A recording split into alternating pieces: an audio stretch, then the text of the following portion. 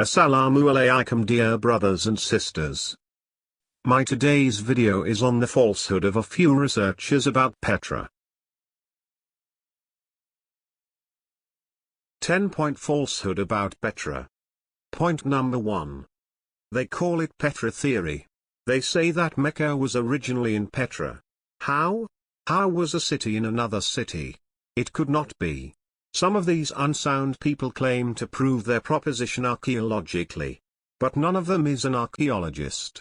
So, their claim is false. They also pose for historians. But their formal education is not commensurate with their claim. None of them is a historian. And neither any real archaeologist nor any real historian ever said anything in favor of their hypothesis. So, their claim of the so-called Petra theory is false. Point number 2. They claim that the Muslims lived in Petra. But no Muslim structure is found in Petra. No trace of Muslim sculpture in the ruined buildings of Petra was ever seen. How could it be that the Muslims lived there but no trace of their living remains? So, their claim is not true. All these crazy people say about Petra is untrue.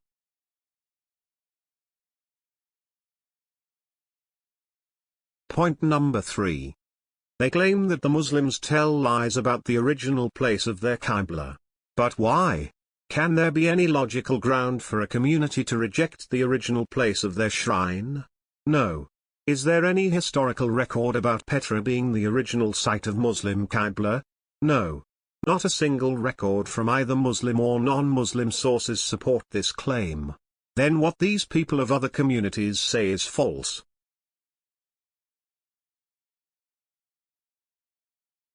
Point number 4. Who are the proponents and the claimants of the Petra theory? A few derailed Christians, not all, and their non-Muslim fans. They speak ill of Islam in a hateful and derogatory manner. They consider the Prophet of Islam as Antichrist although Jesus is always revered in Islam.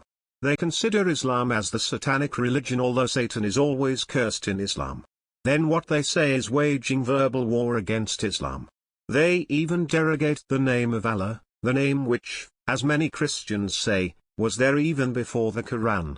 They do all these heinous things in the name of research. So, false propaganda against Islam naturally ensue as their research findings. They want to falsify Islam by creating doubt and controversy about the Qibla. So, what they say about the Qibla by linking Petra is undoubtedly false.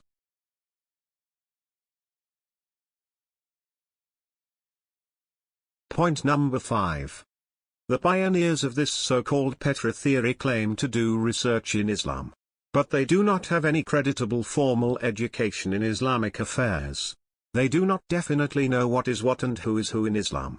Then how can they do any creditable research in Islam? In no way. Some of them have good command of the Arabic language, but that cannot be the good proof of their good knowledge of Islam. What they do may be considered as personal studies. Personal studies are praiseworthy, but these cannot be credited as research. So, their claim of doing research in Islam is also false. Point number 6. These claimants of research say that they are searching truth about Islam. What does it mean? Is Islam in falsehood or falsehood in Islam? Why do they claim to search for truth about Islam? Anyway, this claim prove themselves prejudiced against Islam before they start searching for truth about Islam. Yes, searching for truth about Islam means they sense falsehood in current Islam. They ignore the resistance from the Muslims and citing irrelevant references from the irrelative and unconnected sources they call the Muslims liars about Islam. Such unnatural behavior proved them prejudiced aggressors on Islam and the Muslims. Research needs impartiality which they totally lack. So, their research findings, if there be any, are wrong and false due to their inexplicable prejudice. Point number 7. They show this place as the original site of the Kaaba in Petra. But this remnant of a building does not appear so. Its surrounding is not vacant for the people to circulate around it. Other buildings were around it, and it is not in between two hills as the Kaaba is always described to be. No well like Zamzam is near it, not even any trace of any well is there. So, clearly it is not the original site of the Kaaba. What they show and say are but falsehood. Point number 8. They claim that Ibn al-Zubayr transferred the Kaaba from Petra to Mecca. How and why he did this change are not explained. They talk of Islamic civil war, but the war was not on the issue of the Kaaba. Again, Ibn al-Zubayr was defeated and killed in that civil war. And the winning party in that civil war and the living caliph of the Muslim Ummah was the guardian of the Qibla and the chief imam of the Muslims. So, it was not possible for the defeated and dead person to refix the site of the Qibla. So, what these people say about the transfer of the Qibla site is false. Point number 9. They claim that the Zamzam also was transferred from Petra to Mecca. This they say after being questioned by the Muslims, where is Zamzam in Petra. They remained silent for many days about Zamzam. But the Muslims asked again and again and brought the issue of Zamzam to the forefront. Now they say that the Zamzam was also transferred from Petra to Mecca without replying to the question, how? A natural well can never be carried away from one place to another. Even a madman or a child would not say that it could be. So, what they say about the Zamzam is their falsehood and foolishness. They know nothing about the Meccan Zamzam and cannot show any trace of Petra Zamzam. Point number 10. They allege that all the 7th and 8th century mosques faced towards Petra. But none of those mosques are now alive in their original 7th or 8th century shape. And most of them did not have any mihrab in the early years. How could they determine where those mosques really faced to in the 7th or 8th century? It is impossible to determine it now.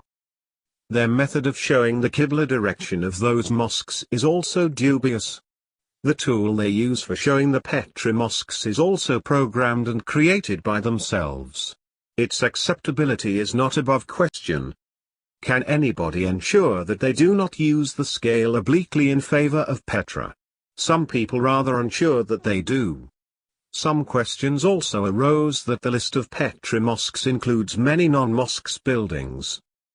They did not consider the negligible deviation in fixing direction up to 23.5 degrees due to solar deviations in seasonal changes. Islamic history bears no record of such Petra mosques. What they say about Petra mosques is therefore false. Thank you for watching the video.